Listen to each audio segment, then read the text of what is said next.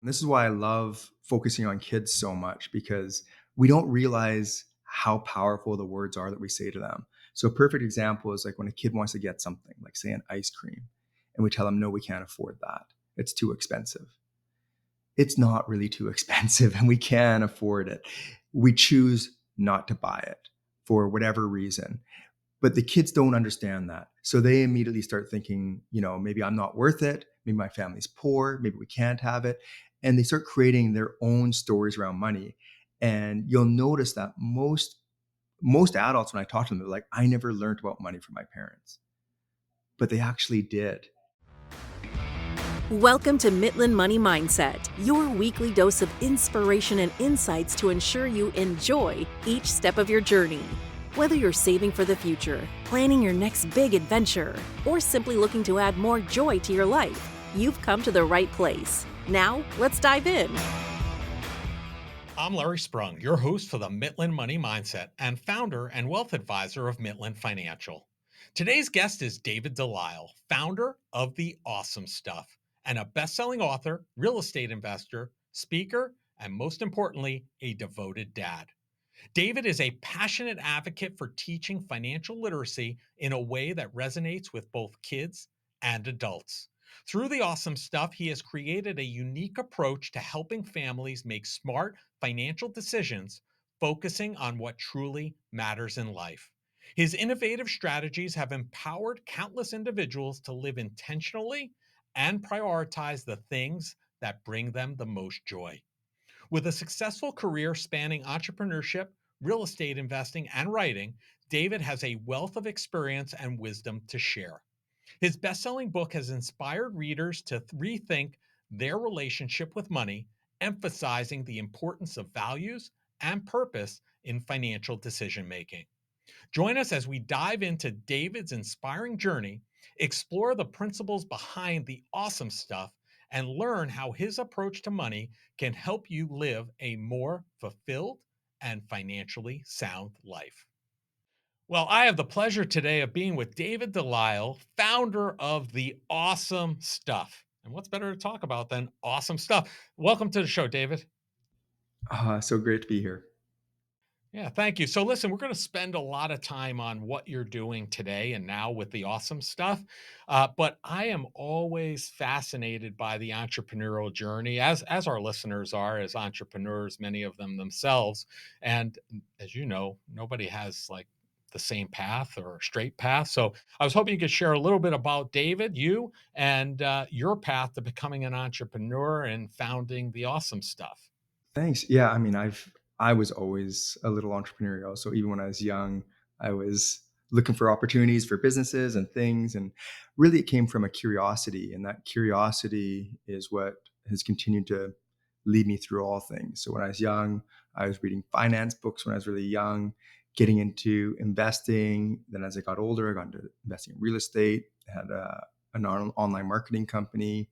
And then as my boys started getting older, I wanted to sort of pass on some of that stuff and teach them as well. And is that really just I guess let's roll into the awesome stuff. What is the impetus behind it? What's it all about? Yeah, so it's again, and this is one of those things that come from curiosity and those little silent whispers. And I find this is one of those things that it was almost more intuition. I've always sort of thought this way, but forming it into the awesome stuff really came from that intuition. And for me, it's really finding your joy, what's important to you, what's really important. And it was a lot of it was just looking around and realizing people are chasing and chasing and chasing. And part of the reason they're chasing is because it's not the awesome stuff that they're spending their time and money on. It's these other things that feel something, but it never really completes or is enough. And that's why the chase. And so it's really important. And for me, it's all around mindset and mindfulness and being present. Yeah. Well, we're all about joy on the Mitlin Money Mindset. So that's why you're a good fit for the show. So, going back to your childhood, your curiosity and interest in being an entrepreneur, because it sounds like you started down that path at a very early age. Was that something that you created as a self-starter, or were there other people in your life that were entrepreneurs also that you kind of followed in their footsteps? Yeah, I mean, a bit of a combination, but it was tricky. Like my dad, he was a blue collar worker. He was a commercial diver. So he did, he was entrepreneurial in the sense that he didn't have a boss himself, but he was an entrepreneur in the sense that he saw like big business and opportunity and expansion. And I think it was my mom that saw more the importance of sort of having assets, saving for the long term, creating some legacy. So it's this very mixed bag, and definitely both my parents, like my dad did not go to college. My mom spent half a year. So a lot of this I just stumbled through. But I think like you find a lot of entrepreneurial spirit, that's what it is. It's just grit and trying and looking for opportunity. And probably the biggest way I would think of defining it is looking at opportunities and not taking, no or obstacles as a final obstacle. I always have at least 5 or 10 plan Bs. And I think that really is the entrepreneurial spirit, even if you're not running your own business. Very well said. I agree. And, one of the things that I've heard you say is most kids are taught the wrong mindset around money. That's something I hear you say a lot. What do you mean by that? I mean, it's so subtle. And this is why I love focusing on kids so much because we don't realize how powerful the words are that we say to them.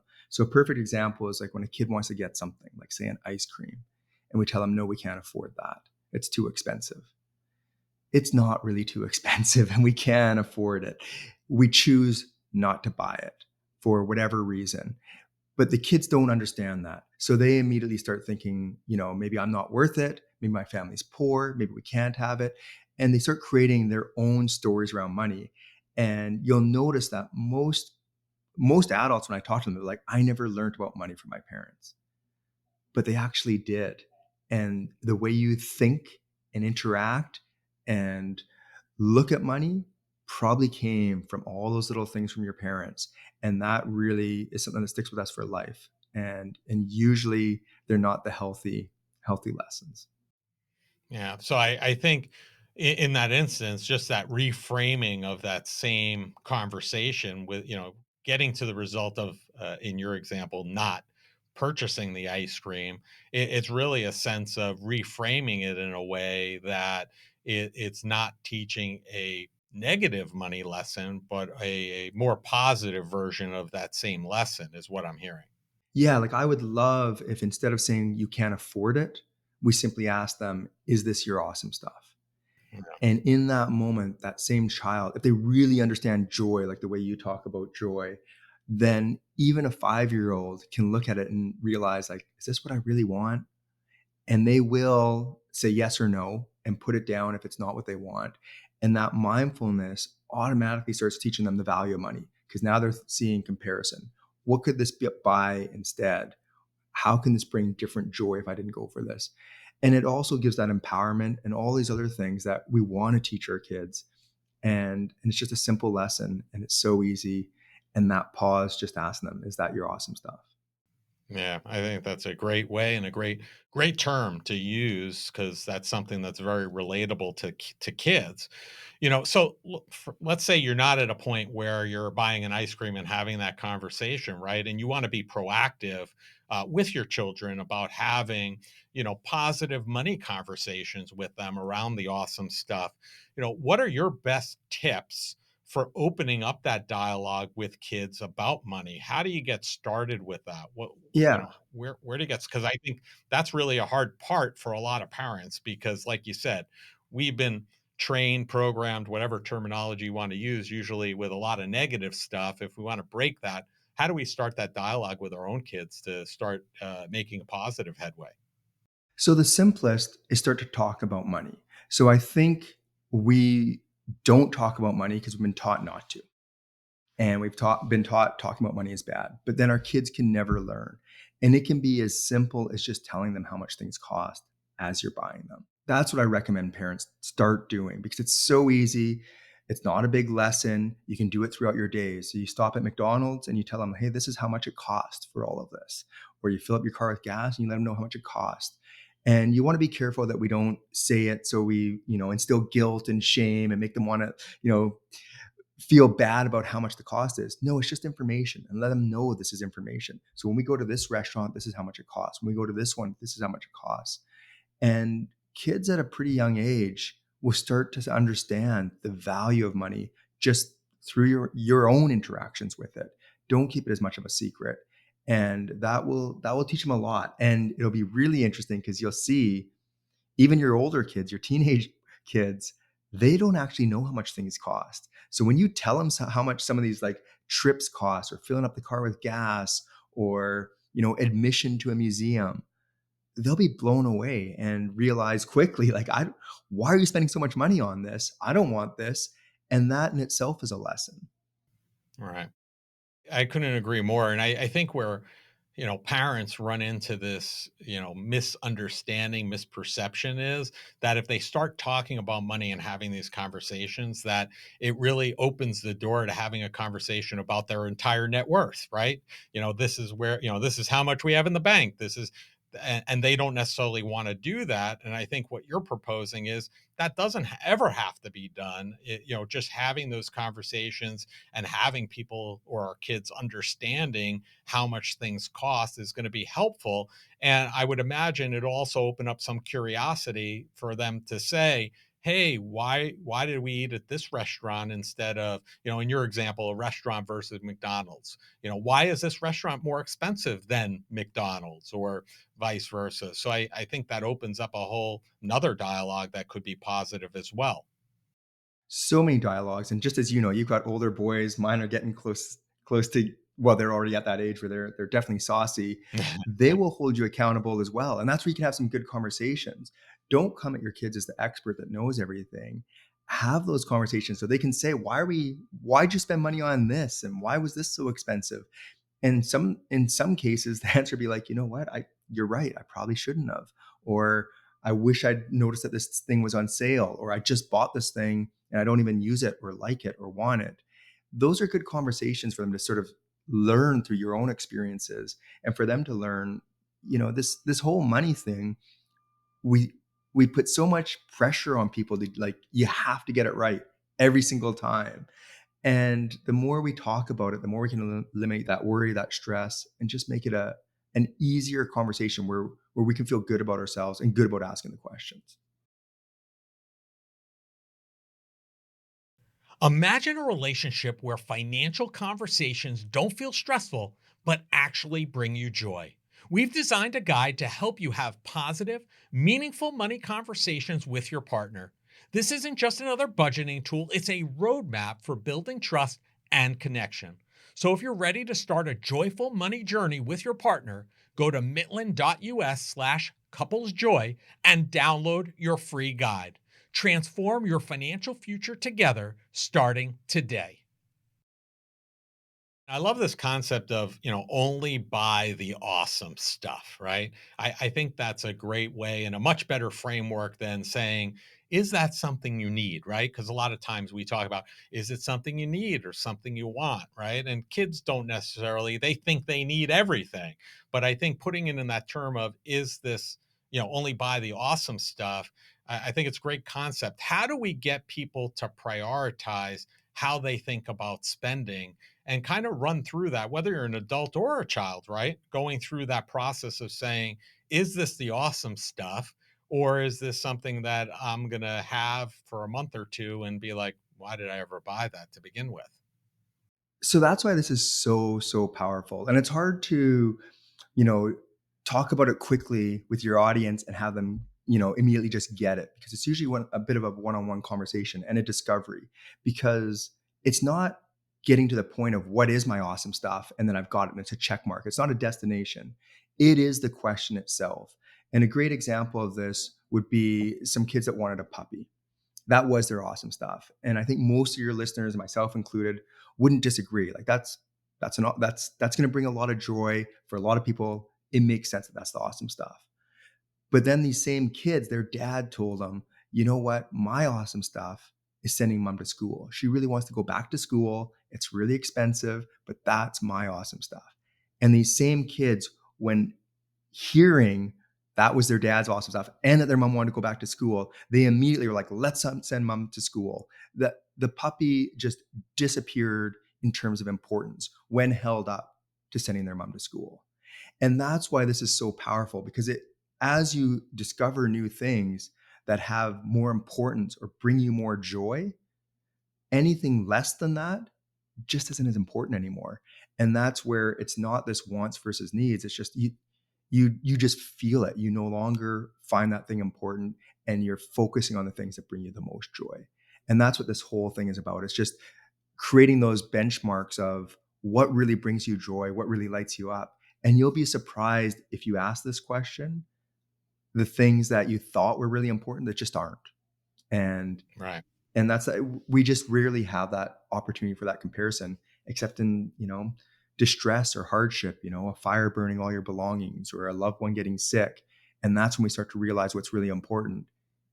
Doing this today will help you realize that sooner. I mean, is this very similar to determining and finding your why, right? As a person, as an individual, and as a family, and then filtering those decisions through that why, and that why is really like equal to your awesome stuff. Is that very similar in nature? Yeah, so it's neat because like little kids, it's, a puppy or sending mom to school or an ice cream and a bike. But then as you get older, and this is what I tell adults, we don't usually recognize and realize how many options are out there. And that's back to this finding your why. Once you realize, freedom is an option, spending more time with your kids or traveling more and all these other things, or impact and helping others, it really starts to shift things. And those are the same decisions. Do you want the bike, or, as a kid, or as you get older, do you want the house, or do you want to, have 10 years earlier, retirement so you can spend time with your grandkids? Like there's the why starts to change and become Mhm. bigger and bigger and bigger. Yeah. I will say for me, the puppy was out of the question with the kids. They had asked, but with the amount of time we traveled as a family, because both the boys playing travel hockey, conceptually it was a great idea, but practically it would have never worked. So we never really boiled that down to money. It was just practicality, and we were honest with the kids. Who's going to watch the dog when nobody's home? Who's going to take care of it? So that's a perfect, I mean, right there is they wanted a puppy, but hockey was more important. And Right. compared to hockey and traveling in that sport, the puppy, I'm sure they didn't fight you on it, because at the end of the day, the choice would have come down to puppy or hockey, and they already knew the answer. Yeah, and from a financial aspect, the puppy would have been a lot cheaper, but, hey, I guess maybe we lost out on that, but so, I've heard you talk about it's all about the habit of investing, right? Not the mechanics, and I think a lot of times people get I agree with you. I think a lot of times people get hung up in the mechanics, and I think that's such a powerful statement, but I'd like to know, what do you mean by that, that statement? It's about the habit of investing, but not the mechanics. The most important thing in terms of like the investing, not your relationship with money, which we just talked about, but just money growing, is to just start the habit of saving. And if you try to do it through budgeting and all these other means and save a little bit left over, most of us can't do that very well, myself included. And we're just not great at it. And the government knows this as well, which is why they automatically take Mm. all your taxes off before it even hits your bank account. And if you treat your investing and your saving the same way and create that habit so it just doesn't even hit your bank account, or it's all automated, that money will grow. And it'll grow at a rate that's so difficult for us to comprehend that in 20 years, your money will probably be making as much as you, depending on that savings rate and where you're investing. And that's what's important. Where it's invested, I mean, there's advisors all over the place and experts that can help you with that. And even large investors have advisors and financial advisors giving them good sound and financial advice. Yeah, I think that so automation is key. Automate that as much as possible. And what do you have, for kids? I mean, is there advice that you have for them in terms of starting that process and those habits early? Yeah, so there's a few things. I mean, one, when we teach our kids to save, a lot of times, this is back to your earlier question about all these things we teach, and we're teaching them the wrong things.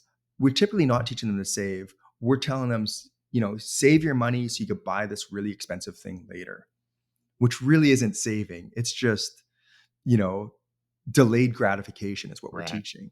So, which is a completely different lesson. The actual saving, if we can start telling our kids, this is money you'll never touch. This is money that will earn money for you. This is your legacy money. This is your, freedom. This is money you don't touch. And it earns money for you. And that's what you could spend in your later years.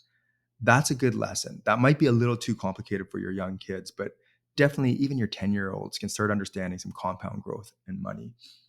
Yeah. But that saving, so if you get them into the habit, so when you give them money, just take a percentage automatically. This goes to your saving or and call it investing. And they start seeing that happen. So then as they become teenagers and start getting those first jobs or in their early 20s and start working, they already understand as money comes in, a certain percentage is always taken off. And if they get used to that habit and develop that habit, the rest really doesn't matter. Yeah, we've seen that with our own children. We had, and I've talked about this often. When they were very young, probably like 4 or 5, they each had a piggy bank that had not just one slot but multiple slots. And I think they were spend so they could get some instant gratification from the money they received, invest. So that they could think about investing for long term. And then the third one was charity, so they could put a portion of that money. And when they got the money from families for birthdays, et cetera, we encouraged them to, divide those up and, be able to buy something immediately to get some gratification, but at the same time, think about their future and think about others. And we've seen that manifest pretty well as they've started to work and create Roth IRAs and Roth, 401ks, et cetera. And I agree with you. If you start those habits early, it really will resonate and continue with them, hopefully for a lifetime. Those lessons are amazing. No, I love that. Yeah, I highly encourage just that habit. Any parents listening, get the kids used to that habit, and then let them Yes. spend the rest that's left over. Let them spend as they wish. Agreed. Agreed. So, listen, you wrote a book called The Golden Quest. Can you talk about the book? Why you wrote it, what the idea behind it is, and what you were expecting to achieve by putting this out to the world.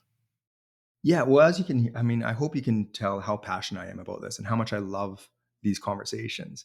But I love talking money. I know you love talking money. Mhm. Most people don't. Right. And the amount of times I try to, as soon as I start talking about even saving, people's eyes just like they just drift away. But I wanted to teach the kids because I saw how important it was, and I wanted to make it fun. So the Golden Quest, it's a graphic novel, and it's the only graphic novel that teaches financial literacy. And I'm still shocked that nobody else is doing this because that's what kids want to read. They want to read graphic novels. They want a fun, easy adventure. And if we can teach some of these concepts like financial literacy while they're reading this comic, then it's a huge win. And that's really what was important to me is how do we teach kids financial literacy in a way that they want to learn it? Were there specific concepts that you were trying to draw out in the book for these youngsters? Because I think a graphic novel was a great approach. Obviously, I agree with you. I think reading at a younger age is getting them to read for fun, quote unquote, is a bit of a challenge, and getting them to read about money probably would even be a bigger challenge. But in this kind of format, it's engaging. So what in the end, what are you looking for these, youngsters to take away from, reading the graphic novel? It was a great learning opportunity for me because, again, being a money nerd, I mean, I'd love to get into all the mechanics. Let's talk about real estate. Let's talk about, stocks and dollar cost averaging and market timing and all these things. But I try to think of my own boys and what information was really important that I'd want to pass down on them. If they were only to learn, a handful of things, what really is important? And that's back to what we were just talking about, like the habit of saving, way more important than the mechanics. Your relationship to money, way more important than, blockchain or, Bitcoin or these other things. And giving as well. The process of giving, I wanted to make it very clear that the more you give, the more you'll have. And so I want to make that clear and illustrate compound growth, because that's what, I mean, us money nerds, that's what usually got us money nerds excited about money in the first place, is this concept of compound growth. So start to illustrate what compound growth really looks like. That was the main things I wanted to teach, and then wrap it all up with, freedom to do the things you love, all around the awesome stuff again. So the whole thing wraps up with, at the end of the day, this is all about finding your awesome stuff and creating more freedom for it. Yeah, amazing. I want to drill down on a couple of those key points that you mentioned that you were trying to drive home from the book that really resonate with me. One is, you talk about give and you'll have more. And I think that's so important. I tell a story about when I was a kid in synagogue, usually around the high holidays. There's usually an appeal to the congregation to make donations for the year. And they would talk, the rabbi, this one rabbi had such an interesting way of going about it. He talked about how people are persuaded or talked to about giving until it kind of hurts. And he's like, he got it all wrong, because who would want to give money to feel pain? He's like, that makes no sense. He goes, we should give until it feels good, right? Because it should feel good to give that money. And I think that that's kind of tied into this give and you will have more. How do we help people understand, kids and adults, that this is really true wealth when you're able to, think and really subscribe to that tenant, if you will? A lot of it, I mean, this one, I think a lot of it is just habits, because there's fear. Like, I know this was, for me personally, a very difficult lesson, because as someone who understood the time value of money and was always, I was a saver. So to give that money away felt, like you said, like there's some pain to it or some struggle. And it wasn't, I didn't want to give. It was, hey, why don't you let me save this money, invest it, and I'll have more to give later. But then you quickly realize, like, that later never comes. This is still back to this chase. So just starting the process, just giving when you see an opportunity, and then being present enough to notice all those little things that come back, even if it's as simple as a smile. But you'll notice the energy shifting, things changing. In the book, how I tried to illustrate it was a blacksmith who started giving, and a struggling blacksmith. But as she started giving, people started giving back to her. And it wasn't necessarily in money. It was in, time and volunteering and helping. And her business grew. And you have this whole community, rallying to help her out, and her business thriving more and more and more. The more she gave, the more the community gave back to her. And if you start noticing that, it really is true. I mean, some of the wealthiest people and happiest people we know, they're the most generous. And a great example, like I like to tell kids, is thinking of like Ebenezer Scrooge from, A Christmas Carol, and then asking, do you think he was richer at the beginning of the movie or the story, or at the end when he started going around the town and just giving his wealth away? And that's an easier way for a lot of us to actually see those extremes and realize, no, giving actually really does make you richer. Yeah, amazing. And the second concept that you wanted to drive home with the book that I talk about all the time is, the eighth wonder of the world, compound interest. How do you advise? Because it's an easier concept to understand, obviously, as an adult. I think it's much more challenging as a kid to understand what that's all about. And we're not going to help them by just saying it's compound interest, it's good for you, just do it, right? I don't think that that's really the path that you're subscribing to. So how do we as parents, what advice do you have for us to break that down to our kids in terms of getting an understanding of, hey, you're going to sacrifice and put away some money today, but you're going to get the benefit of the eighth wonder of the world, compound interest, and explain that concept to them? It's tricky. What made it even trickier is I wrote the book without math. So there aren't these, at a 10% rate and this happens, you'll have, $1 million by the time you're 30. I didn't include any of that information. So I was just trying to capture their imagination around it. So I talked about it in terms of doubling because that is easier for a lot of people to start seeing. So as you start seeing doubling happen, you realize very quickly you don't need your money to double too often to create a massive amount of wealth. And so I didn't put timeframes on it, but I just sort of said, look, if your money, I did mention that if your money doubled every 7 to 10 years, which in the stock market or at 10%, it will. This is sort of how it could grow. And they could see that and become excited about it. And then at the same time, made it very clear, but if you don't start, that never happens. Or if you wait till tomorrow, that doesn't happen, and show all that money disappearing. So they can actually start seeing this idea of compounding being like a snowball, essentially. Yeah, two great points, and I think are so impactful. And the earlier we can impart these concepts to our kids, the better off they're going to be, and the next generation and the generation after that, and so on and so forth, they're going to be. Because if we're having those money conversations and those points, I think it's incredibly impactful. So thank you for sharing that stuff with the world. And listen, we spent a lot of time talking about joy, and on the Mitlin Money Mindset, we're all about joy. So, the final question we ask each of our guests every single time, every single show is, what did you do today, David, that brought you joy and put you in the right mindset for success? So I'm on the west coast of Canada, so it's a little early right now. So my day's just starting. So what I will say is what happened yesterday. And so yesterday, I love spending time with my kids and my boys. And so we went out on the water, and it was so great because there's this large Mars bomber that they're decommissioning and donating to a museum, and it was doing its final flight.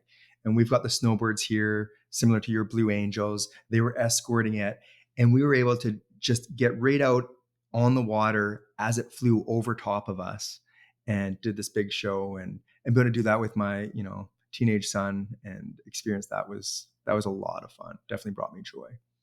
Amazing. Sounds awesome. Sounds really amazing. And I know that area of the world. Victoria is beautiful. So I'm jealous of you most of the year because it's great weather and a great place in the world. So I appreciate that.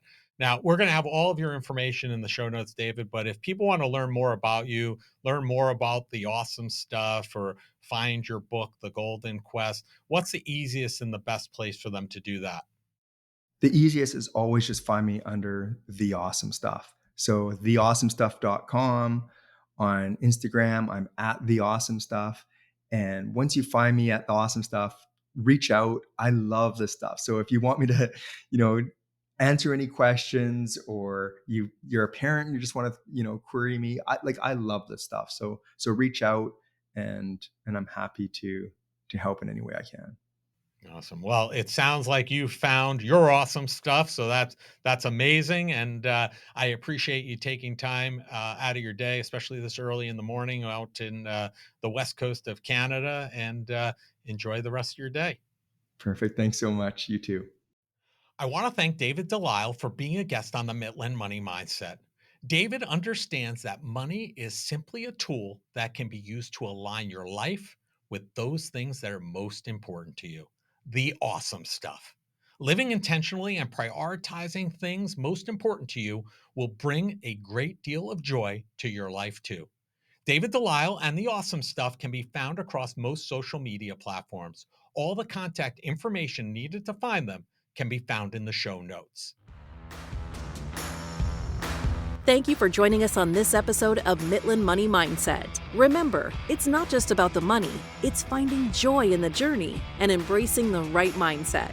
If you love the show, be sure to subscribe, rate, and leave a review. Don't forget to follow along for more tips and inspiration. Please visit the social links below to connect with Larry or his guests. Until next time, keep smiling, keep thriving, and remember to think about, what did you do today that brought you joy? The opinions voiced in the Mitlin Money Mindset show with Lawrence Sprung are for general information only and are not intended to provide specific advice or recommendations for any individual. Past performance is no guarantee of future results. All indices are unmanaged and may not be invested into directly. Investing involves risk, including possible loss of principal. No strategy ensures success or protects against loss. To determine what may be appropriate for you, consult with your attorney, accountant, financial or tax advisor prior to investing. Investment advisory services offered through CWM LLC, an SEC registered investment advisor. Guests on the Mitlin Money Mindset show are not affiliated with CWM LLC.